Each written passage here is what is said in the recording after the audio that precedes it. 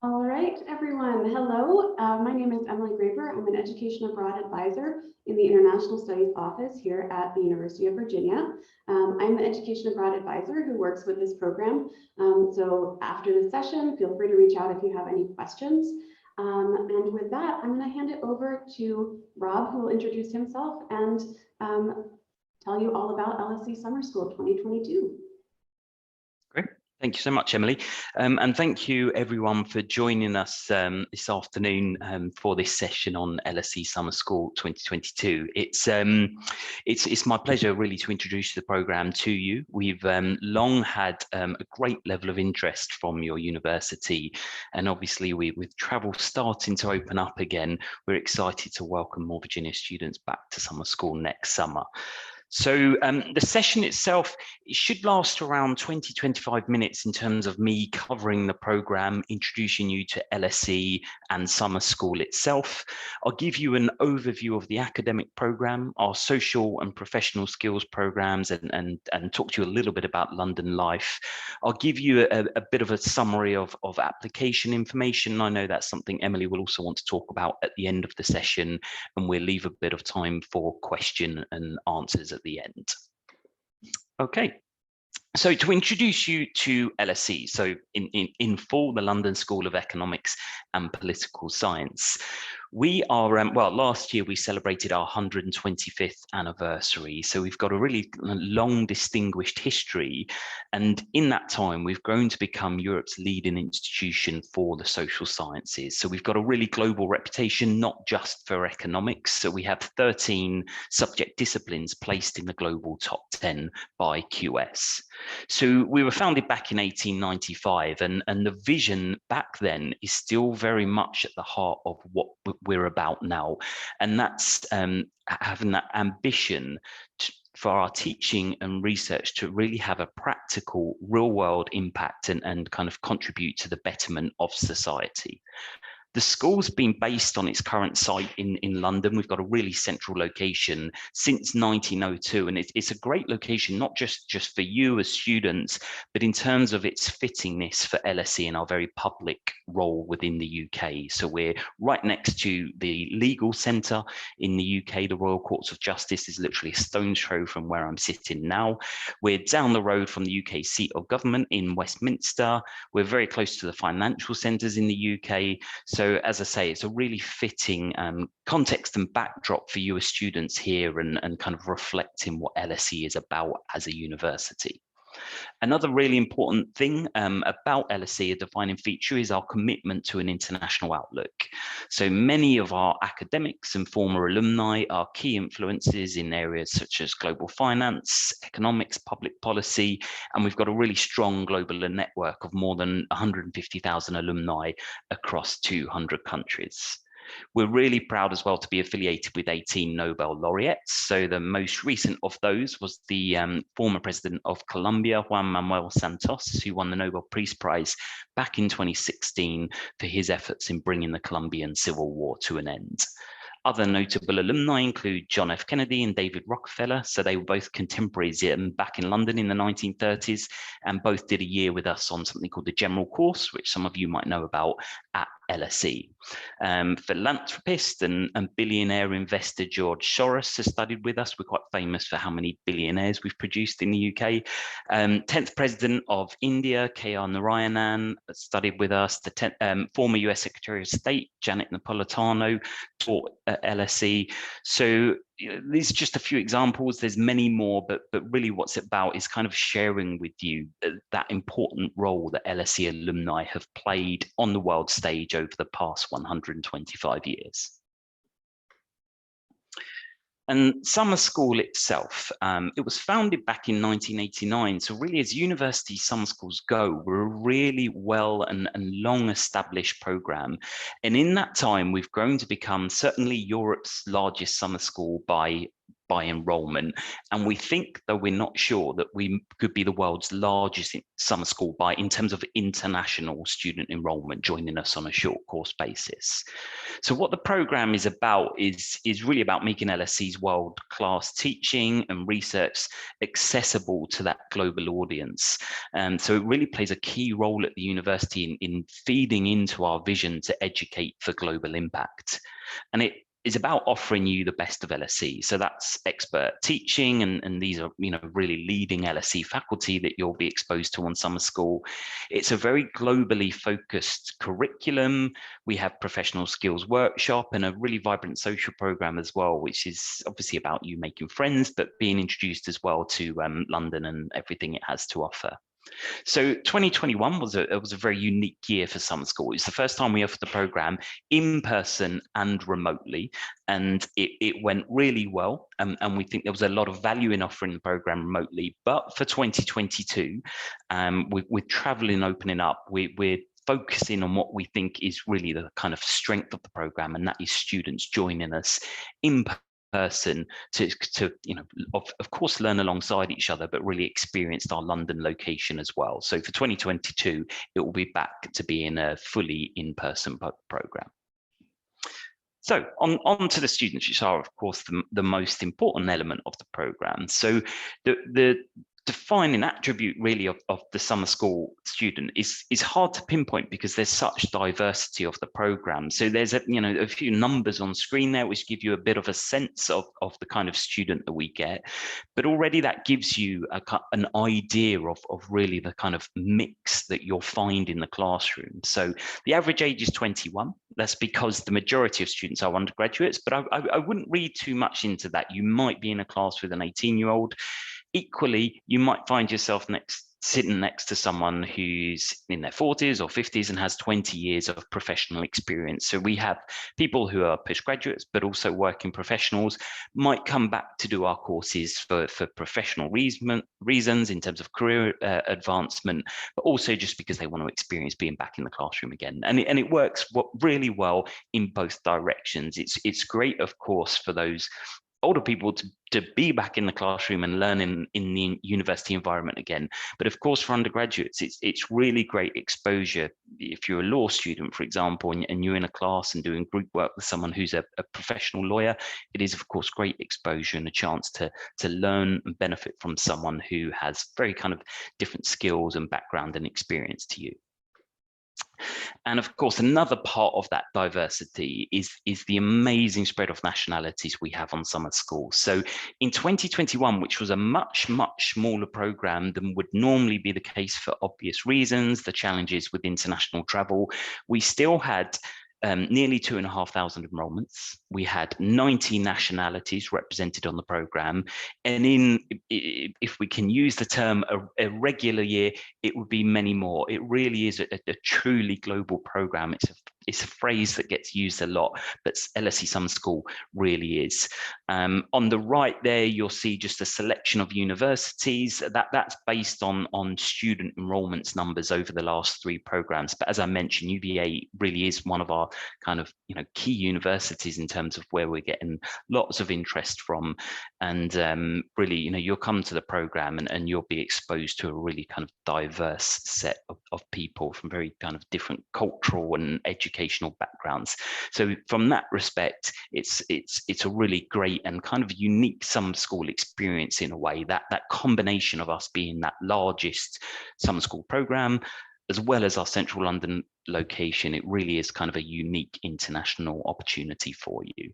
The diversity is actually reflected in our teaching staff as well. LSE is a hugely international university, and our teaching staff, over half of the teachers at LSE were born outside of the UK. So really it's both the students and the teaching staff you'll be exposed to will help you kind of have that really full international experience. Okay, on to the academic program, which is of course the kind of heart of the 3 strands of the program that we offer. Dates are on screen there. So a few things to say about those dates. So the program itself runs for 9 weeks. So next summer, that will be 20th of June through to 19th of August. but we split those 9 weeks into three-week sessions. So a student can come to us and do a single session. You can do it in any order. You don't need to start at session 1. We do have a lot of students come and do more than 1 session as well. So quite a good number will come and do 2 sessions. Not so many do 3. Of course, you know, if you're in the middle of an academic year and then your summer is 9 weeks of study at summer school, it's an intense year for you. But we do have, you know, a fairly good number of students that do that, but the majority will come for 1 or 2 sessions. In those sessions, we have a spread of courses, and I'll come on to courses in a moment. But one thing to emphasize here is that you can do 1 course in a single 3-week session. So those courses, as I've just introduced them there. So they're based on existing LSE modules. They're designed and delivered by LSE faculty. So this is very much about giving you that authentic academic experience of LSE. We split the courses into 7 subject areas. Now, those subject areas are on screen there, but they actually pull from courses that are delivered across 15 academic departments at LSE. So it's a really broad course offering. LSE, because of the shorthand of our name, you know, LSE, London School of Economics, sometimes people kind of misconstrue our strengths as being confined to economics. It's very much not the case. I mentioned at the start about the breadth of our strengths, but you know, as well as for economics, we're ranked top 10 globally for a lot of other subject areas. So accounting and finance, business and management studies, geography, law, politics. So, you know, it's a really broad kind of specialisms that we offer at LSE. It's within the areas of social sciences, but really you have a kind of great choice of courses, and you know, you can be confident that you're in the hands of experts. So as well as the spread of subject areas, we split the courses into 3 levels: 100, 200, and 300. They're kind of broadly equivalent to the 3 years of undergraduate study at LSE.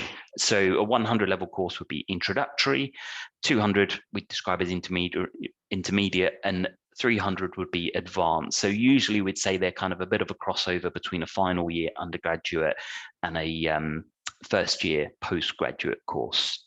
One thing to flag is that you're not necessarily confined by what year of study you're now in. If you're a freshman, it may well be the case that you're eligible for 200 level courses, possibly even 300 level courses. Equally, if you're a final year student, you don't have to take our 300 year level courses. And one of the really popular thing with students with our summer school and other summer schools in general is that opportunity it affords to study something outside of your major. So we might get final year students coming and doing an introductory level course because it's a chance to study something new. So on screen there, I've given you just a kind of selection of courses, a few from each subject area. We're going to offer around 80 in total next summer. We're just in the very final stages of confirming our course list for Summer School 2022. So if you were to go onto the website today, the information would still be to do with last summer's program, but that will be really in the next couple of weeks that you'll find those updates will start to arrive. But just on screen there is just a selection to give you a kind of flavor of the kind of courses that we offer. So very, you know, very popular with people for academic reasons because of LSE's kind of, you know, renowned reputation for academic excellence, but also you probably get a sense as well that they're popular with people who are also thinking about kind of their career steps. There's quite a few kind of courses that we offer that very obviously are things that are going to be kind of advantageous to people when they graduate, and can show that kind of the academic courses that they've taken have got that real world application. So the courses themselves, in terms of structure and timetable, it's an intense program. There's no kind of there's no denying that it is an intense program, and that's because it has to be. It has to reflect the kind of rigor of LSE. Also, because we need you to cover in 3 weeks what we would say someone would normally cover over a full semester. So across the 3 weeks, that usually for each course means 12 3-hour lectures and 12 90-minute seminars. So the seminars are the more kind of tutorial discussion-based classes. So a typical day might look, you might have a lecture in the morning, 3 hours. You might have a break of a couple of hours and a 90-minute class in the afternoon. That could run vice versa if you're on a course with an afternoon lecture. So it's around 4.5 hours of teaching per day. We'd recommend as well that people would leave time for around 1.5 hours, 2 hours of private study. So, you know, it of course will vary from person to person, but around 6 hours in a typical day. So a busy day, but similarly, if students are disciplined, and they often are because they want to make the most of the evenings and weekends, there is plenty of time to go off and enjoy yourself and explore London and make the most of all the opportunities around us. So assessment, it's usually compulsory, of course, if people are doing it for credit transfer reasons. We actually make it optional, and it's because some students will come to summer school and they'll be doing it to kind of for enrichment reasons, but they won't necessarily need the grade. But if you sit the exam, you'll get a graded transcript and certificate. Those exams usually for each course there's 2, so one falling in the middle of the course in the second week, and then on the final Friday, every course will have a final exam. Okay, so as a summer school student, you know, you're with us for a relatively short period, but during that time, you are an LSE student, in terms of the teaching you get and your access to LSE's facilities.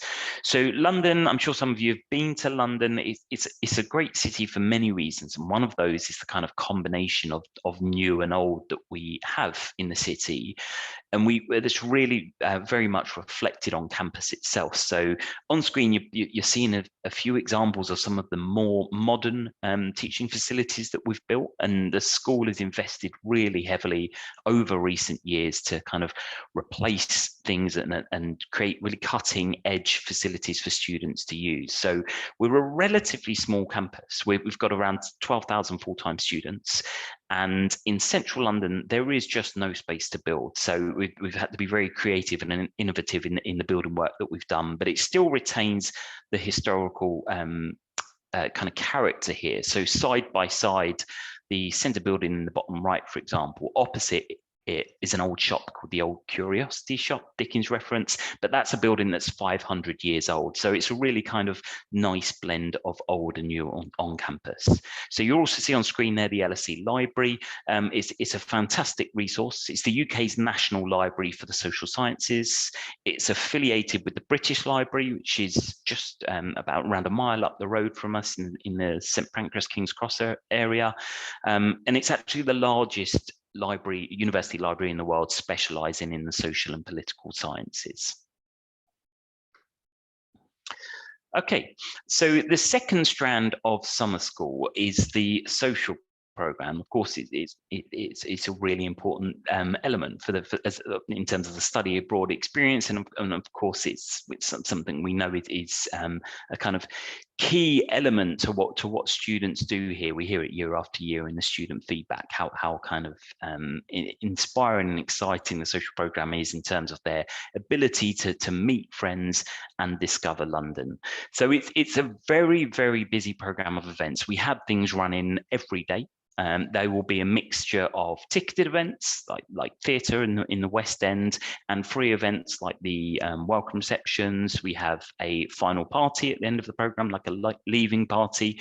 All of these things are opt-in. But of course, they're really popular with students. You know, a lot of them will sell out because of that chance that you get to interact and meet people outside of the course that you're on. It's about, as I say, making friends, but kind of introducing you to London and the surrounding area. So there's a lot of events within London, but we also go up to Oxford, Cambridge as well. So some great historical cities, kind of not too far outside of where we're based in London. So on screen, it's a fairly simplistic map of London, but it gives you a kind of sense of some of the landmarks in our locations. So LSE, the big square in the middle there. So just down the road, actually from my office, I can see it is St Paul's Cathedral. We're a quick walk over the Thames, over to the London Eye, up to Covent Garden. Is a very kind of a quick 10-minute walk, which is a great area for bars and restaurants and shops. So the university and the halls of residence that we offer, so you see those red dots on screen there, they're the 4 halls of residence we're offering in 2022. They're really a great base from which to go and explore London. So I'm biased, but London is fantastic. QS, I think, kind of consecutive years now has said that it's the best city in terms of in the world. This is in terms of the student experience. So it really is a kind of great opportunity to go and experience a kind of fantastic historical cosmopolitan city.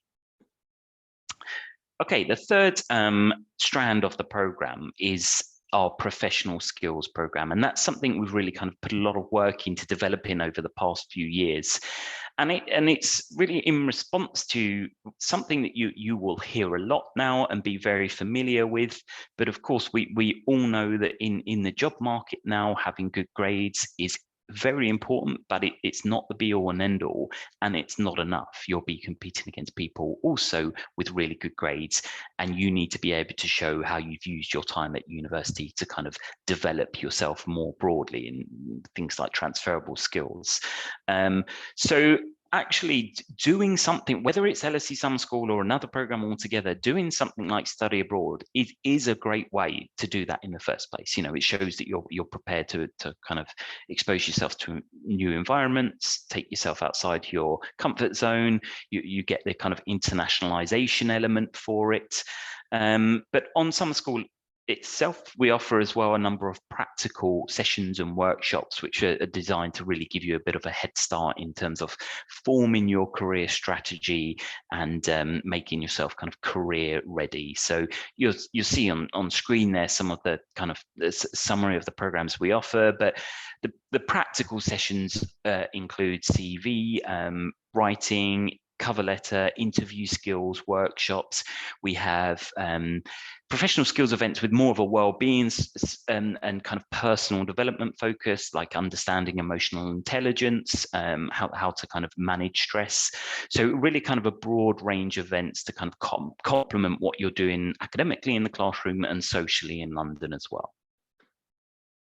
So a few practical details on applying. So from our side, and you'll have processes that Emily will talk to you about in a moment, but applications are scheduled to open at the end of this month. We haven't fixed the specific date yet, but if you keep your eye on the website, or if you sign in, go into the website at the start of December, you'll find that applications have gone live. It's a very simple process. It's a short course program, so we don't need personal statements or references. We just want to see your academic transcript. So that's something you upload, you choose your course, fill in a few personal details, and that's really that. I mean, you could get it done in 15 or 20 minutes. And in theory, you should also know whether you're going to get a place or not. We fill courses on a first come, first served basis. So we don't have fixed deadlines in that respect. But if you can submit an application to a course, it means there's space on it. And if you know that you meet the kind of general grade requirements, so displayed on screen there, we kind of typically advise 3.3 GPA or a kind of a B+ average. There is some flexibility shown on that. Really what the academic directors who assess the applications are looking at is how you're performing in the most relevant subjects. So if you've done something utterly irrelevant to what you're studying at summer school that's pulled down your overall GPA, it's likely to be the case that they will, they'll be fine with that and then we'll overlook that. So as well as the general grade requirement, there will be prerequisites for courses. So these are things that you need to show you've studied in order to be eligible for a course. So none of our 100 level courses have prerequisites because they're introductory. So that means that you can study within your own subject area, or you can try something completely new. And as I mentioned earlier, that's one of the kind of popular things that students might do with summer school. With 200 and 300 level courses, because they will be drawing on content that people will have covered in the first year at university at an introductory level, they will have prerequisites. So typically it's 1 or 2 per course.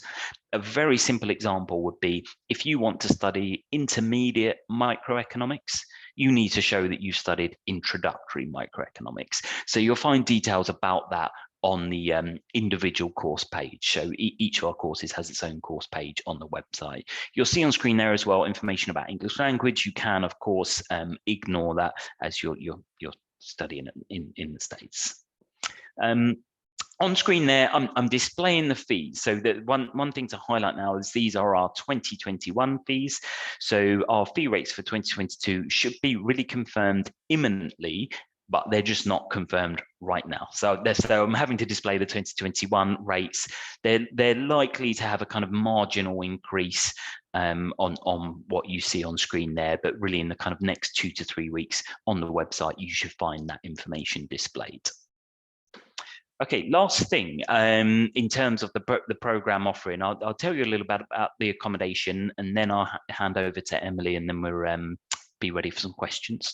But LSE summer school accommodation is a really popular option with students. It's not compulsory. So in a typical year, maybe around about half of students do choose to stay in LSE halls. Of course, London, lots of people coming to us know people in London, or want to arrange their private accommodation. That's fine.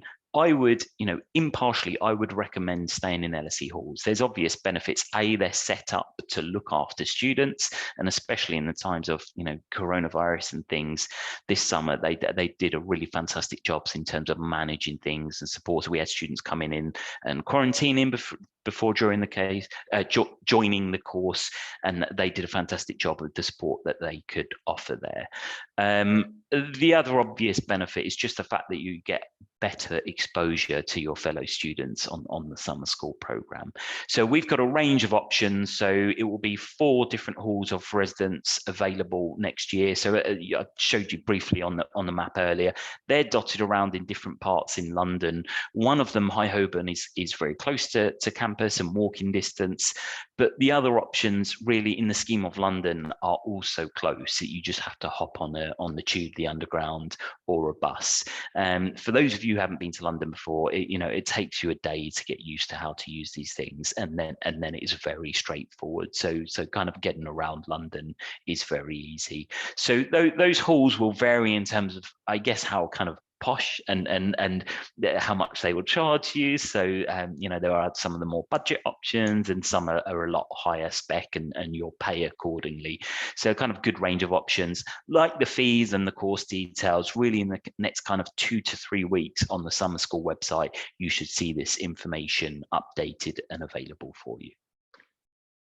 Okay, so lastly, I mentioned at the start, we're a really large summer school program, and one of the benefits of that for you is, of course, the students that you'll be studying with, but also the fact that we have a large program team. So we've got a really big office team to be on hand to support you during the application process. During the program itself, we have an open door policy on our office, and we have these, it's very easy for students to come in and drop in and get advice. And then after the program as well, we're here to support you with making sure you get your documentation. So as I say, applications are scheduled to open at the end of this month, but if after this session you have questions and want some further details, please do get in touch with us. You see the contact details on screen there, and we'll be really happy to hear from you. Okay, Emily, I'll hand over to you now. Thank you so much, Rob. So I'm just going to talk for a minute or two about sort of the UVA side of things, and direct you to a couple of resources, and I'm going to put them in the chat. So the first one is our COVID considerations page. So this page outlines some of the guidance, expectations, and just general information about participating in an education abroad program at this point, during COVID. So the information on this page is also included in your UVA education abroad application itself, but this is a publicly facing version if you haven't started your application yet, or if you want to share this with any parents, guardians, family members, financial stakeholders, etc. So really encourage you to take a look at that now. And The other piece is to complete the UVA Education Abroad application for LSE Summer School.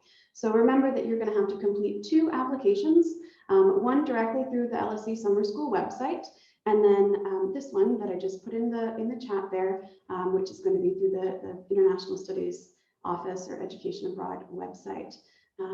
The application deadline for the UVA application is April 1st. So you do have plenty of time, but do remember that for LSE, it's sort of first come, first served for classes. So we do suggest that students apply early. I will say if you are a first-year student, your application would not be able to be reviewed until after your fall semester grades come in, because you need to have a GPA in order to for us to review your application. But if you have any questions about the UVA side of things, about education abroad in general, definitely don't hesitate to reach out. I will put my email in the chat shortly. And I think we are ready to move on to questions then. So if you do have any questions, feel free to put them in the chat, or you can unmute yourself and ask. Yeah.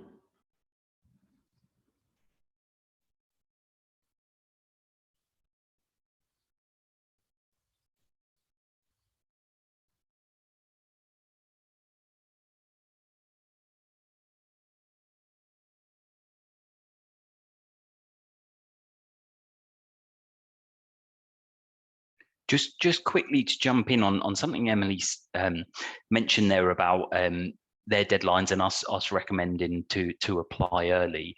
I'm not sure if I mentioned it during the presentation, but a question we often get is about whether, when do courses start to fill, when do halls start to fill. It's a very difficult question to answer because of the context that we're in. So in pre-pandemic, it could be as early as February that some of the most popular courses would start to fill up. In 2021, given the challenges with travel and the fact that there were big regions that were entirely cut off from us, it was really just a handful of courses that did get kind of full to capacity in the end. For 2022, I would guess it will be somewhere in the middle. So probably later into springtime, we start to see courses really start to fill up. So whilst I can't be 100%, I can't give you 100% guarantees about this. If you're applying through UVA by April 1st and submitted to us by that point, you should find that there will be availability on almost all, if not all, courses. One thing is just halls, particularly High Holborn, is, because of its location, is very popular, so that can fill up a little bit earlier. We have a couple of questions that have come in around transfer credit. So I'll take that one. So yes, so as part of your UVA Education Abroad application, you will complete, it's one of the application requirements, you can't complete your application without this. You'll complete what's called a Study Abroad Transfer Credit Approval Form. So on that form, you'll list the class or classes that you plan to take at LSE, and then you'll work with your school and department to determine how that credit will transfer. And transfer credit can fulfill major, minor, foreign language and general elective requirements. So yes, transfer credit, this is a transfer credit program, and transfer credit is something that you'll work with your school and department to determine as part of the application itself. There was also a question about what kind of transcript you submit as a first year if you don't have an official UVA transcript because you're in your first semester. So in that case, you could wait until after grades are released in December, and so you would have your grades for the first semester.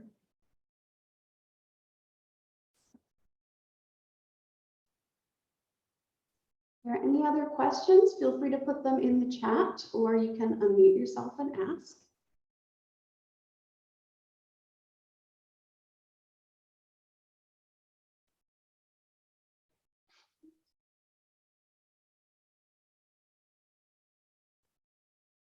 It came in there for you, Rob, I think.